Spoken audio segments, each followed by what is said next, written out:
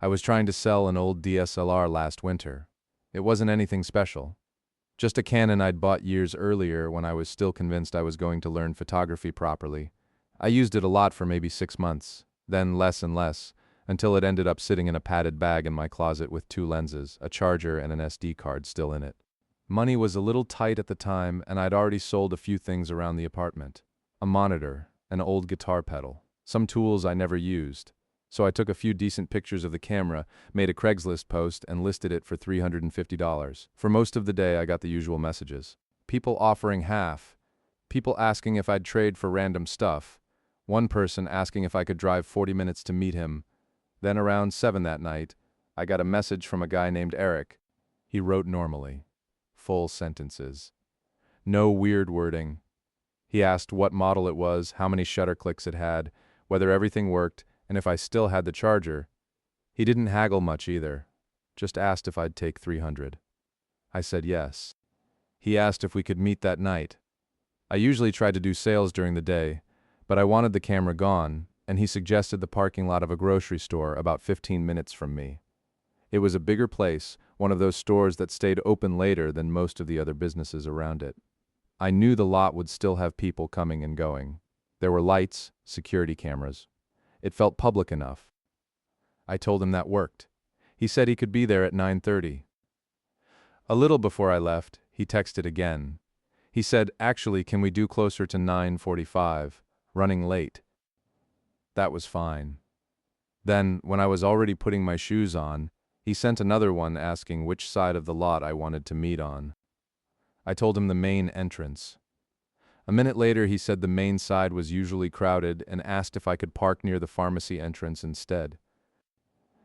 That was the first thing that bothered me a little, not because it was suspicious by itself, just because that kind of thing always makes a simple deal start feeling less simple. Still, it was part of the same building, still lit, still public, so I said okay.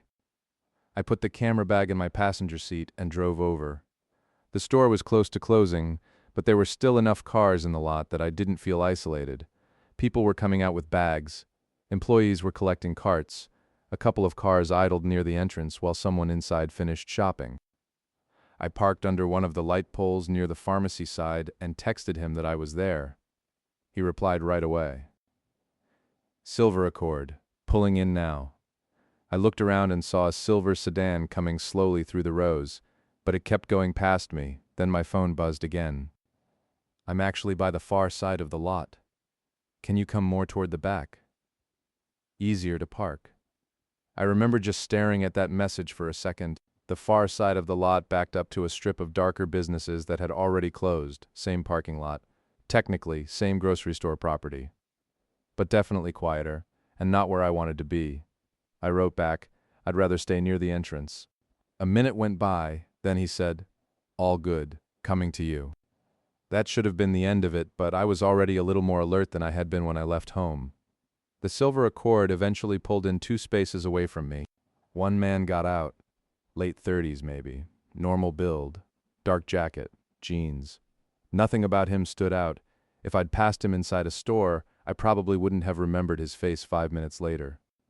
He gave a quick wave and walked over. Hey man, Eric. I said hi and got out too. Right away he did something that threw me off. He didn't look at the camera bag. He looked at me first, then at my car, then past me through the windshield like he was checking the inside. It was quick, but I noticed it. I picked up the camera bag and unzipped it on the hood of my car. I showed him the body, the lens that was attached, the extra lens, the charger, the battery. He nodded, but in a distracted way. He picked up the camera finally, held it for maybe 3 seconds, and then asked, "You come far?" I said, "Not really." He smiled a little. "Yeah? You nearby?" It wasn't an aggressive question. It was casual enough that if I hadn't already felt a little off, I might not have thought much about it. But it didn't have anything to do with the camera, so I just said, "A few towns over." He turned the camera over in his hands and asked if I sold things online a lot. I told him sometimes. He asked, like from your apartment, or storage unit, or what. That was specific enough that I paused before answering. I said, "Just stuff I don't use anymore." He nodded again like that answered something for him. Then he pressed the power button on the camera and looked at the screen. "It works," I said. "Mind if I test it in your car?" he asked. "My hands are freezing." It wasn't even that cold. Cold enough for a jacket, sure, but not freezing. "And he had his own car right there," I said. "You can test it standing here." He laughed once, not offended, like I was being overly careful. Yeah, fair enough. He raised the camera and pointed it around the lot, but it still didn't look like someone checking out a camera he intended to buy. He didn't ask about image quality, didn't test autofocus properly, didn't check the lens glass, didn't even ask to take a photo and review it. Instead, he asked, "So you said a few towns over, north of here or south?" That was when I really started wanting the whole thing over with. I shrugged and said, "Why?" He looked up and smiled again like I'd made a joke. "Just wondering. If I need more gear later, maybe easier to know if you're local." I said I usually just list stuff online. He handed the camera back. Then he looked past me again, toward the store entrance, where there were fewer people now than when I'd arrived. The employees collecting carts were gone. The automatic doors still opened every so often, but not as often. He said, "You got the original box?" "No." "Any other lenses at home?" At home, that was the word that really stuck out. I said no. Just what's here. He asked if I'd ever done weddings, sports, anything professional with it. I told him no.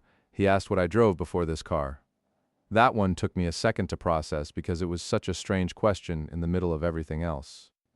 I just looked at him and said, "What?" He gave a short laugh and pointed vaguely at my car.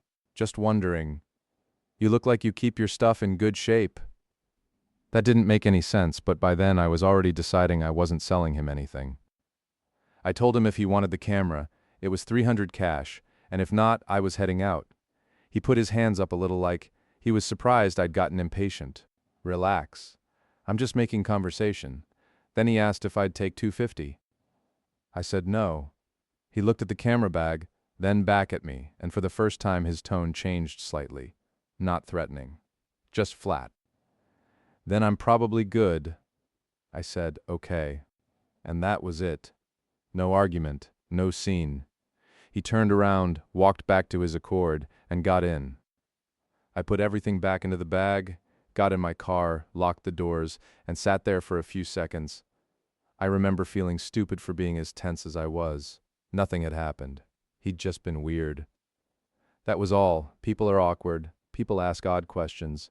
Craigslist deals are uncomfortable by nature. I told myself that a couple times before pulling out. I left the lot first. I noticed his car still parked where it was, and I remember feeling relieved about that. It made me think I'd been reading too much into it. I took the main road out of the shopping center and headed toward home. For the first few minutes I wasn't paying attention to any specific car behind me. Just driving. Radio low. Camera bag on the seat beside me. Then I stopped at a red light and happened to glance in the mirror. A silver sedan was 2 cars back. I noticed it mostly because of the headlights and because silver cars always reflect parking lot light in a certain way. It might have been the same Accord. It might not have. There are a million silver sedans on the road. The light changed. I went through the intersection and kept driving. A minute later I changed lanes and the silver car changed lanes too. Still, that meant nothing. Then I took a right onto a less busy road I normally used as a shortcut home. The silver car took the same right. That was when I started paying attention. I told myself not to overreact. It was a road plenty of people used. There were neighborhoods, gas stations, a few fast food places still open.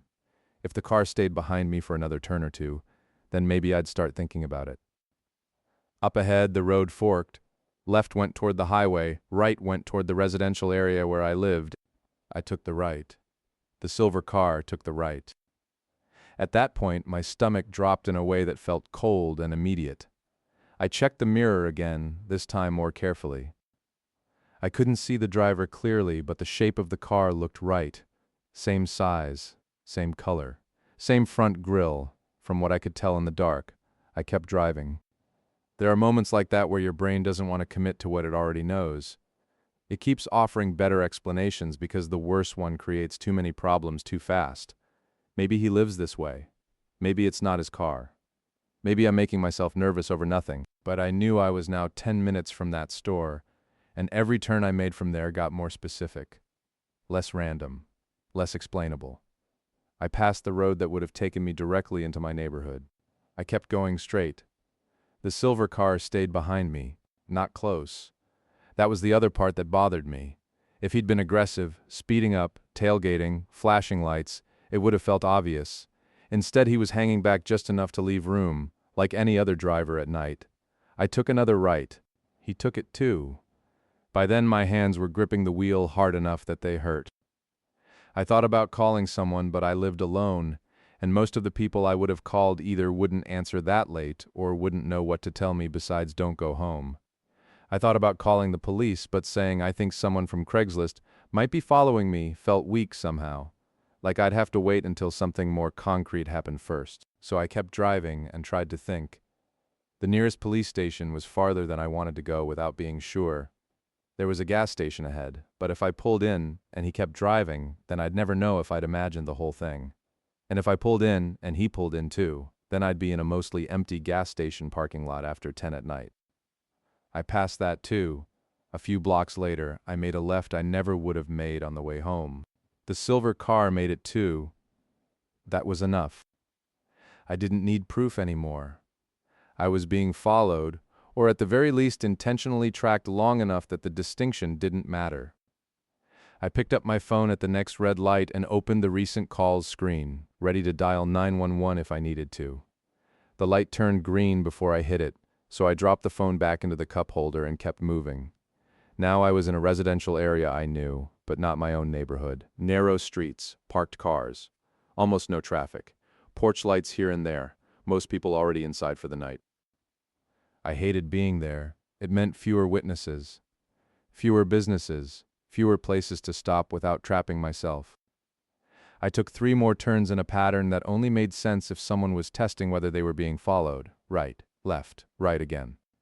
The silver car stayed with me through all 3, not racing to catch up, not trying to pass, just there. I remember talking out loud to myself at that point, very calmly.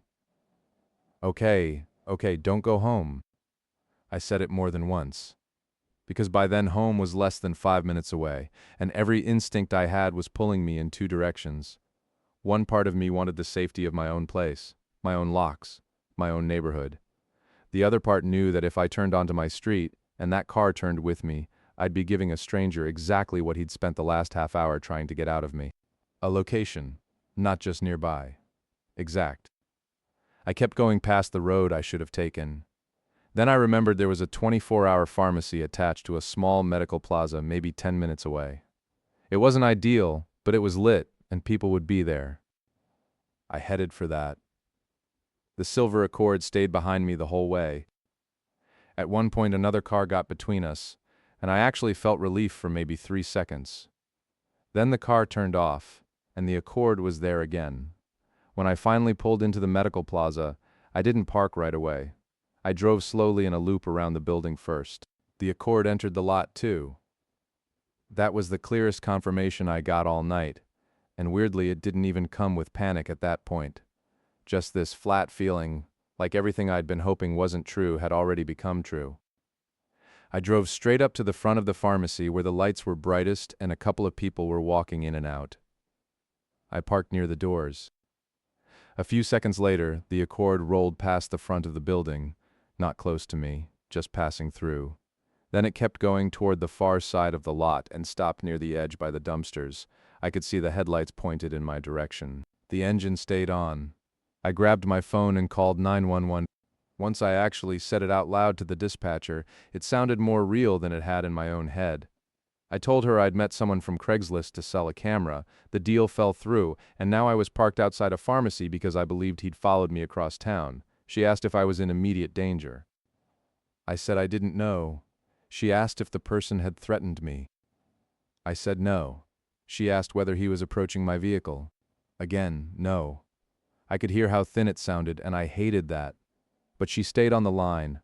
She asked for the make and model of the other car if I could see it, and I gave her what I could. She asked for the plate. I told her I was too far away to read it safely. She said an officer would head that way when available and told me to stay where I was, doors locked, and call back if the person approached. I thanked her and stayed parked there with the phone in my hand. I don't know how long that part lasted exactly, maybe 10 minutes, maybe 15. The Accord stayed where it was. Once, a person came out of the pharmacy and walked toward that side of the lot, and the Accord immediately pulled out, circled once, then parked farther down where fewer lights reached. That bothered me more than if the car had just left. It meant the driver was paying attention. At some point I decided sitting in my car was making me too visible, so I took the camera bag and went inside the pharmacy. I didn't tell the cashier the whole story. I just said I thought someone had followed me and I was waiting for police. She looked outside, saw the car I was talking about, and said I could stay near the counter. We both watched through the windows. The silver Accord remained in the lot for maybe another 5 minutes after I came inside. Then it left. No quick acceleration, no dramatic exit. It just backed out, drove toward the main road, and disappeared. A police officer showed up maybe 7 or 8 minutes later. I gave him the messages from Craigslist, the number the buyer had used, the listing, the timeline, and a description of the man. He went outside, took another look around, and asked if I wanted him to follow me home. I said yes. Even with the patrol car behind me, I still didn't pull directly into my driveway at first. I drove past my house once, looped the block, then went back. The officer waited until I got inside before he left. I barely slept that night. The next morning, in daylight, everything felt less dramatic and more embarrassing. I kept wondering if I'd built the whole thing up in my head because the guy had asked weird questions and happened to go the same direction at first. Then I checked Craigslist. The account was gone. Not the listing, his replies. The thread still existed on my end, but clicking the user profile brought up nothing. I tried calling the number he'd texted from. It went straight to a generic voicemail. I texted once, just saying, "Not sure what last night was, but don't contact me again." No response. I took the camera listing down. For the next 2 weeks, I was hyper-aware of every car near my apartment complex. Every silver sedan made me look twice. I changed where I parked. I started entering through a side stairwell instead of the main one. I kept thinking about all the questions he'd asked that had nothing to do with the camera. Do you live nearby? Do you sell stuff off an apartment or storage unit? Any other lenses at home? What bothered me most was how normal the entire thing would have sounded if I tried to explain it casually. A guy met me to buy a camera. He was a little odd. The deal didn't happen. A car followed me for a while. Nothing there sounds serious until you're the one inside it, making one turn after another, realizing someone you just met might be trying to find out where you live without ever needing to ask directly. I never listed anything on Craigslist again after that. If I sell something now, it goes through a marketplace with a public meetup spot during the day, or not at all, and I never meet near home. That's the part I keep coming back to. If I'd been even a little more impatient that night, if I just wanted to be done with it, if I'd turned into my neighborhood the first time I had the chance, I honestly don't know whether anything would have happened. Maybe he just wanted an address for later. Maybe he wanted to see where I kept the rest of my stuff. Maybe he was only curious, and I happened to panic at exactly the wrong moment. I can't prove any of it. I just know he asked too many questions before the sale even mattered, and when I gave him nothing, he followed me anyway. I still have that camera. It's in a closet again, in the same padded bag. Every once in a while I think about selling it because I still don't use it. But then I remember sitting at those turns at night, checking my mirror after every block, trying to decide whether going home was the worst decision I could make. And I keep it.